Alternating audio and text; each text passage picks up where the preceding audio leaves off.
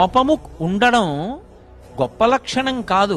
నాకు చాలా కోపం అండి అని చెప్పుకోవడానికి సిగ్గుపడాలి తప్ప, నాకు చాలా కోపం అండి అని చెప్పుకోవడానికి అది ఆభరణం కాదు, అది సుగుణం కాదు.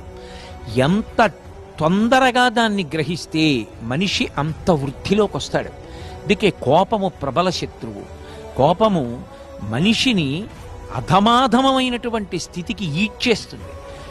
ఎంత పైకి ఎక్కనివ్వండి, ఎప్పుడు జారిపోతుంది ఎవ్వరూ చెప్పలేరు. రామకృష్ణ పరమహంస ఒక కథ చెప్తుండేవారు. వెనకటికి ఒక ఉడుము ఒకటి బయట తిరుగుతోంది. పిల్లలు పట్టుకున్నారు ఆ ఉడుముని. పట్టుకుని ఆ ఉడుము తోకకి ఒక పెద్ద రాయి కట్టారు. ఇప్పుడు ఆ ఉడుము గోడెక్కుదామని ఇలా 4 అడుగులు వేసేది. తోకకి బరువు ఉంది, కింద పడిపోయింది.